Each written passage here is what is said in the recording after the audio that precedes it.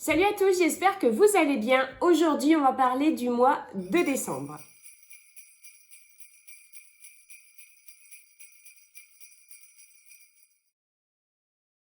Il y aura plusieurs sujets dans cette vidéo. On va parler du budget du mois de décembre, de notre budget du mois de décembre. Et on va parler aussi de ce qui s'en vient sur la chaîne pour le mois de décembre et aussi nos projets pour le mois de décembre. On va déjà commencer par parler des projets pour la chaîne YouTube. Cette année, j'ai décidé de faire un vlogmas sur ma chaîne. Donc un vlogmas, moi je vais considérer ça comme un calendrier de l'Avent de YouTube. Donc chaque jour, je publierai une petite vidéo sur le thème un peu de Noël. Donc la décoration du sapin, la décoration de la maison, les cadeaux, le budget de Noël, etc. etc. Le but de ce vlogmas, c'est pas forcément là pour le coup de parler d'argent, de parler d'économie, mais c'est d'apporter un petit peu de la joie, en fait, de partager ce que nous on fait à la maison pour Noël, les moments qu'on passe ensemble, ce qu'on fait aussi, donc si on va peut-être parler un petit peu d'économie quand même, ce qu'on fait aussi pour ne pas dépenser d'argent, mais passer quand même de bons moments, parce que vous le savez, on n'a pas besoin de dépenser d'argent pour passer de bons moments, on n'a pas besoin de dépenser d'argent pour prouver à notre famille, à notre entourage qu'on les aime. Donc il y aura 24 petites vidéos, une par jour, jusqu'à Noël, qui seront publiées sur YouTube. J'espère que ça vous plaira. Si jamais c'est un sujet qui ne vous intéresse pas, n'hésitez pas, je ne vais pas publier que ça tout au long du mois de décembre. Je vais faire des retours de course. On parlera aussi des économies. Mais ces petites vidéos-là, j'ai vraiment envie de les partager parce que ça peut vous apporter un petit peu quelque chose dans votre confinement. Pour les personnes qui sont un peu isolées, je sais que j'apporte un petit peu de présence aussi. Je ne dis pas ça prétentieusement, mais c'est vrai que, voilà, si je peux apporter un petit peu de gaieté, un petit peu de joie, un petit peu de lumière, un petit peu de féerie pour Noël, qu'on fête Noël ou pas, ça me tient à cœur. En ce qui concerne nos projets pour ce mois de décembre, donc bien évidemment, il y a les fêtes de fin d'année, mais aussi on a encore du rangement à faire à la maison. Bon, ça, c'est pas quelque chose qui fera l'objet d'une vidéo, mais on va repeindre notre salon, salle à manger. Notre propriétaire est venu à la maison hier pour qu'on en discute, pour voir un petit peu de quelle peinture on aurait besoin, combien de quantité, etc., etc., puisqu'on va refaire la peinture. L'année dernière, on a repeint le pan de mur, en fait, tout l'entrée qui était ici et la cuisine. Et cette année, on va s'atteler à cette pièce ici. Donc, je ne sais pas si vous voyez, mais comment le pan de mur derrière moi est gris, je ne peux plus le supporter. La peinture a été très mal posée. Ça a débordé sur le plafond, c'est vraiment, vraiment pas joli, je n'aime pas ça du tout. Et moi, vu que je travaille à la maison, je vois tous les jours cette couleur-là, et tous les jours, je n'en peux plus. Étant donné que mon mari sera en vacances à la fin du mois pour fêter Noël, donc il a 2 semaines de vacances, on va dire, c'est pour les vacances scolaires en fait. Donc du coup, on va faire ça. Donc on va faire en sorte que ça ne nous prenne pas les 2 semaines de vacances, bien évidemment, parce qu'on veut profiter aussi. Mais les vacances, c'est bien pratique aussi pour pouvoir avancer dans ce genre de projet. Pour le mois de décembre, j'ai également prévu de refaire une semaine de repas petit budget, donc avec vraiment le minimum d'argent possible. Je sais que ce sont des vidéos que vous aimez énormément. Je sais aussi que ce sont des vidéos qui sont très critiquées pour les raisons que j'ai déjà parlé. Mais moi, ça me tient à cœur de le faire parce que je sais en fait que des personnes les regardent parce qu'ils sont dans l'impasse financièrement. Ça peut les motiver, ça peut leur donner des idées. Et moi, j'aime beaucoup ce genre de défis et de challenge. Donc, c'est quelque chose qui sera prévu aussi sur ma chaîne. Bien, alors maintenant, on va passer au budget. Donc, vous allez voir, vous allez entendre des chiffres qui sont réels, qui reflètent notre réalité à nous, nos travails, nos dépenses, nos charges fixes, nos dettes, nos épargnes, etc. etc. Donc, ça nous concerne vraiment nous. C'est-à-dire que je vous dis pas c'est ce qu'il faut faire, c'est ce qu'il faut gagner, c'est absolument pas ça. De toute façon, dans un budget, quand vous voyez des chiffres, il faut pas voir en fait la grandeur des chiffres, si c'est beaucoup ou si c'est peu. Ce qu'il faut juste voir, c'est l'argent gagné, l'argent dépensé. En fait, ce qu'il faut savoir, c'est que l'important dans l'argent, c'est ce qu'on en fait. Donc, alors, pour commencer, on va déjà parler des ressources. Donc, les ressources, ce sont les revenus, les salaires, tout ce qui pourrait arriver sur le compte, les crédits en fait qui arrivent sur le compte, tout ce qui est le positif. Donc, pour l'instant, c'est un prévisionnel. Bon, moi, mon salaire à moi, là, c'est du sûr, c'est du réel. Par contre, pour mon mari, c'est du prévisionnel puisqu'il n'a pas encore ses fiches de paye. Le virement n'a pas encore été fait, donc du coup, je ne sais pas. Au niveau des ressources pour ce mois-ci a été prévu 3 777,81 €. Donc mon revenu à moi c'est 1441,07 €, c'est précis. Pour mon mari c'est 1650 €, c'est un prévisionnel que j'ai fait. Mon mari, tous les mois, il a un salaire qui est fixe, donc qui ne bouge pas, sauf quand il fait des heures supplémentaires. Donc en fait, son salaire ne peut qu'augmenter, bon, sauf s'il est malade, bien évidemment, ça baissera forcément parce qu'il y aura de l'absence. Mais sinon, le salaire de mon mari ne baisse pas. Il a fait des heures supplémentaires, mais alors je ne sais pas combien, je ne sais pas du tout combien je dois ajouter en plus, donc j'ai prévu un tout petit peu plus. Je prévois jamais beaucoup plus parce qu'il vaut mieux avoir une belle surprise qu'une mauvaise.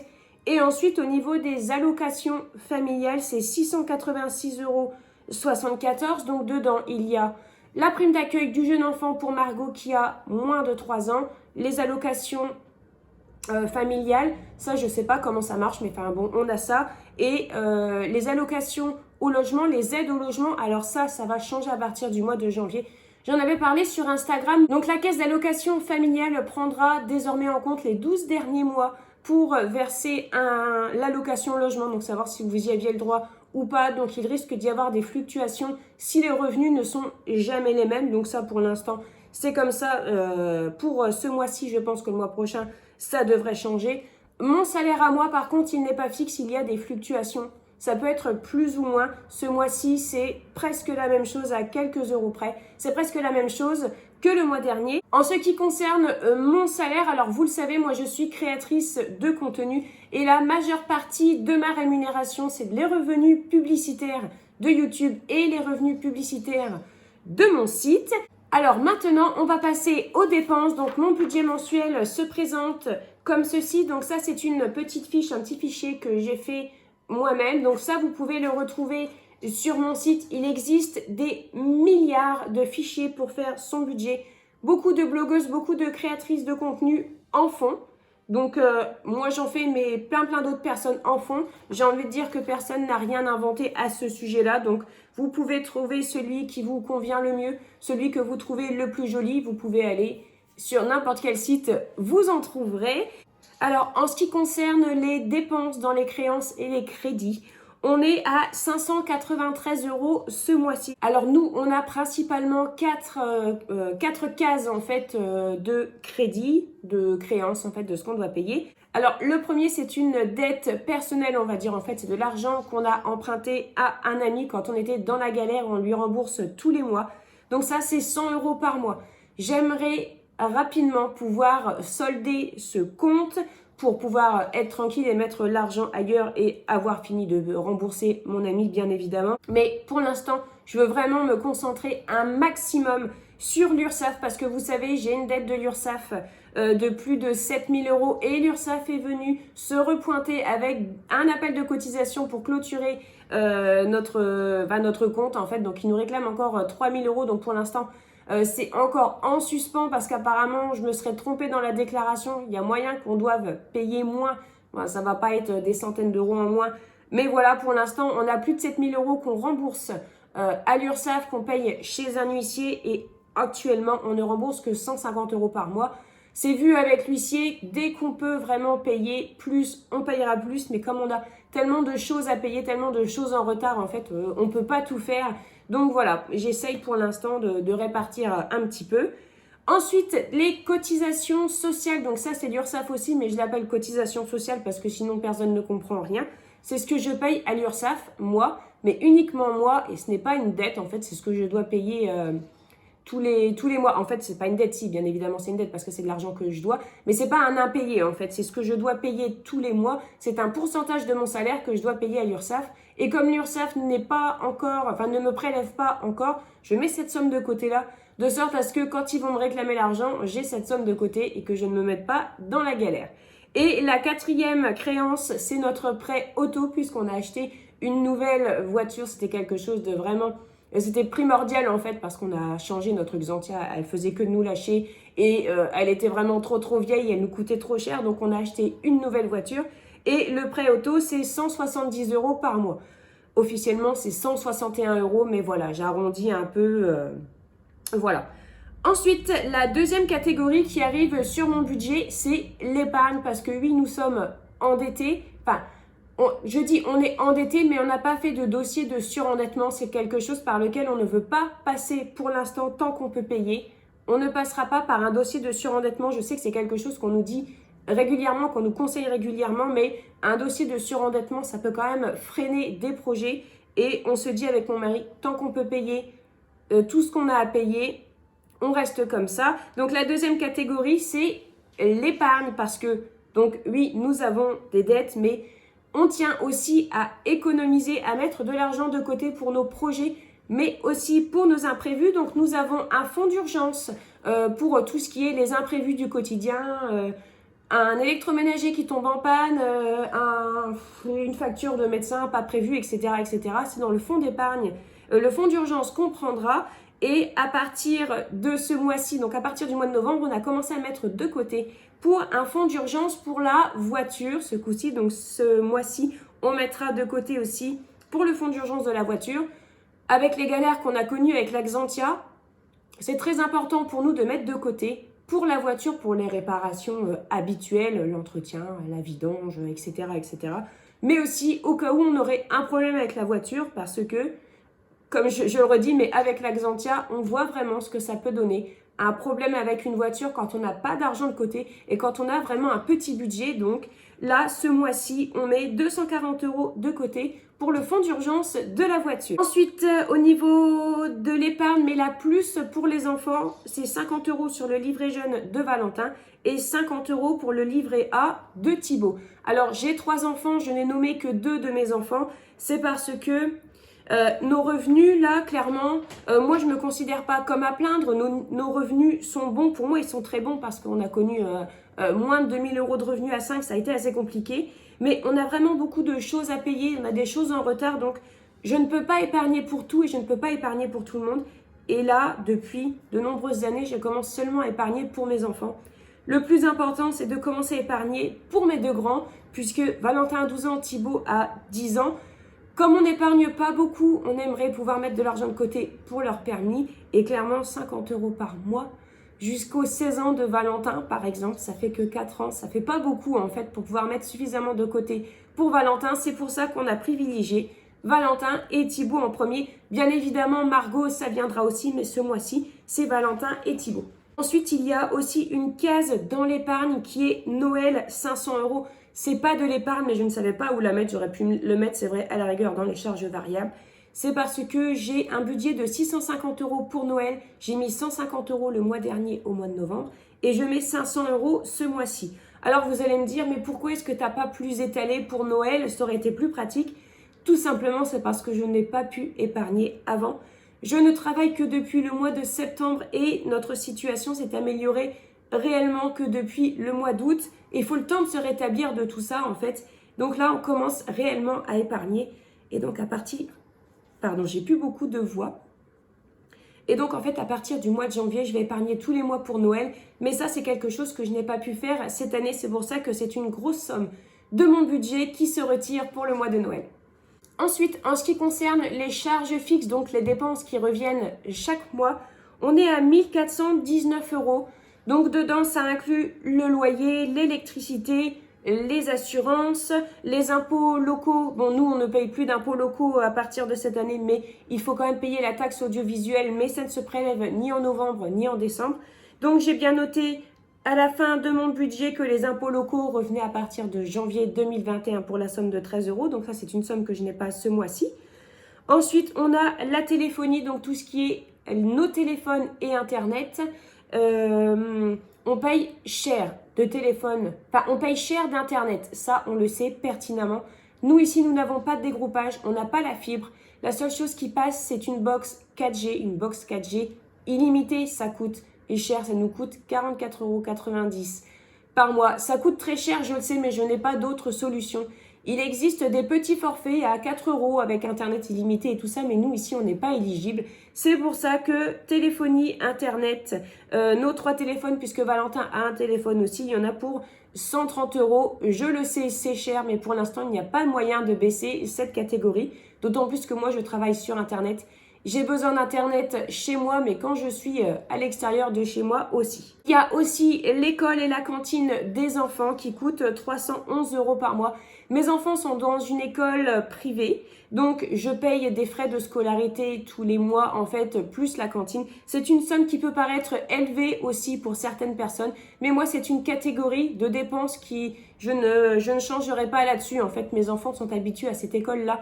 Ils y ont leurs amis, donc pour moi, ça n'a jamais été question de changer mes enfants d'école. C'est un choix que nous faisons. Le covoiturage, ce mois-ci, pour le mois de décembre, coûtera moins cher. D'habitude, c'est 120 €. Mais là, j'ai tablé sur 80 € puisque j'avais discuté avec le collègue de mon mari pour savoir combien à peu près ce mois-ci il faudrait payer. Parce que mon mari ne va pas aller travailler tous les jours vu qu'il y a les vacances à la fin du mois. Mais il m'a dit 60 €, mais moi je pense que ce sera plus 80 €, donc j'ai budgété 80 €. Et ensuite, je paye 3 € de cloud pour le stockage de tout ce qui est mes vidéos, mes photos. Moi, je ne fais mes vidéos qu'avec mon téléphone, donc je n'ai pas assez de stockage sur mon téléphone. C'est pour ça que j'ai un cloud. Et au cas où je perds quelque chose, je peux vraiment pas me permettre. Donc, je paye par mois 2,99 € précisément de cloud. Et ensuite, les frais de carte bancaire, puisque nous avons pris une carte bancaire dans notre banque française. Cette année, c'est 3,70 € qu'on paye par mois. C'est pareil, c'est une dépense qu'on a choisi de faire. Et ensuite, au niveau des charges variables, les charges variables, ce sont les dépenses qu'on fait dans le mois, mais qui ne reviennent pas fréquemment. Ça peut être une facture, moi je mets dedans le carburant, les courses, etc. Donc au niveau des charges variables, nous sommes à 926,64 € et dedans j'inclus le carburant. J'ai prévu 50 € puisque ce mois-ci, enfin à la fin du mois, j'ai mis les 70 € prévus dans mon budget du mois de novembre dans la voiture, mais ça a peu bougé en fait. Donc il y a même moyen que je n'ai pas besoin de ces 50 € là le mois prochain, mais je les ai prévus quand même. J'ai prévu la nounou de Margot, donc dans mon budget, j'ai mis 40 €, mais c'est uniquement ce que la nounou me coûte puisque j'ai un remboursement, donc je note uniquement ce que la nounou me coûte moi de ma poche. Le transport scolaire des enfants, parce que je paye en 3 fois et c'est 32 € et là c'est la dernière échéance. Le transport scolaire, je ne paye que pour Valentin qui est au collège, sinon pour les maternelles et primaires, c'est gratuit. Les courses, j'ai prévu 350 € de budget pour ce mois-ci. Il va peut-être falloir que je revoie ça parce que j'ai prévu un petit peu plus parce que mon mari et les enfants seront là pendant presque 2 semaines puisqu'il va y avoir les vacances.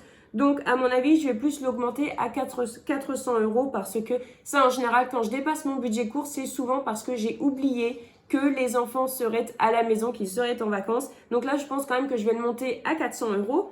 Au niveau de l'hygiène, ça en général, ça ne bouge pas par mois, ça reste 40 € puisque mes courses et l'hygiène, c'est 2 catégories différentes. Donc quand on me dit comment est-ce que tu fais pour faire 300 € de courses par mois, mais déjà, moi, les produits d'hygiène ne font pas partie de mes courses. Enfin, j'appelle pas ça des courses en fait, même si j'achète en même temps. C'est pas la même catégorie. Et aussi au niveau de l'hygiène, et j'achète pas 40 000 produits, j'achète pas 36 shampoings, j'achète pas d'après-shampoing. J'achète très peu de lessive, sinon c'est de la lessive maison. Les produits d'entretien sont des produits bruts, donc du vinaigre, de l'alcool ménager, du bicarbonate de soude, du percarbonate de soude. Et ça me revient beaucoup moins cher que si j'achetais des produits d'entretien courants qu'on trouve dans les rayons de grands supermarchés. Ensuite, de l'argent pour mon mari, j'appelle ça son argent de poche, mais ça fait bizarre en fait de dire ça, ça fait peut-être un peu péjoratif, ça fait genre moi je prends tout l'argent et je distribue qu'un petit peu à mon mari. C'est pas ça, mais je dis argent de poche parce que mon mari a il a de l'argent, je vais dire je lui donne, mais je lui donne c'est parce que c'est moi qui vais le chercher, mais voilà. Mon mari il a à peu près 40 € par mois pour aller s'acheter une boisson, aller s'acheter un croissant, aller s'acheter un sandwich si jamais il a rien préparé à manger à la maison. Donc voilà, ça reste un petit peu de l'argent de poche. Et ensuite, j'ai une dépense diverse d'un montant de 374,64 €. Et donc, au final, toutes ces dépenses sont égales à nos revenus. Le but de faire un budget, en fait, c'est ça. En fait, le but, c'est de ne pas dépenser plus que ce qu'on a gagné. Et c'est ce que j'essaye de faire tous les mois. Bon, des fois, il y a des imprévus.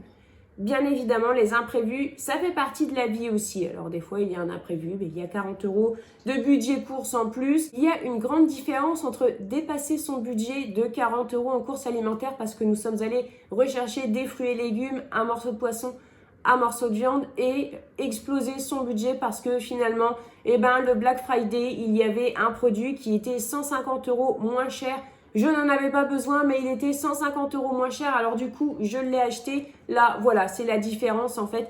Il y a des choses où, des fois, on dépasse son budget parce qu'on n'a pas le choix. Il ne faut pas se blâmer. L'important, c'est toujours de faire de son mieux. Donc voilà, c'est tout pour cette vidéo. J'espère qu'elle vous aura plu. J'espère que de votre côté, vous avez fait votre budget du mois de décembre. Je sais que pour certaines personnes, faire un budget, c'est effrayant. Mais je vous assure, faites-le. Il faut mettre au moins le nez un petit peu dans ses comptes pour voir où on en est et pour essayer de limiter les dégâts. Je sais que parfois il y aurait besoin d'un coup de baguette magique pour que ça aille mieux, mais je vous assure, faire de son mieux, c'est mieux que de ne rien faire du tout. Je vous souhaite de passer une très bonne journée, prenez bien soin de vous et je vous souhaite un magnifique mois de décembre.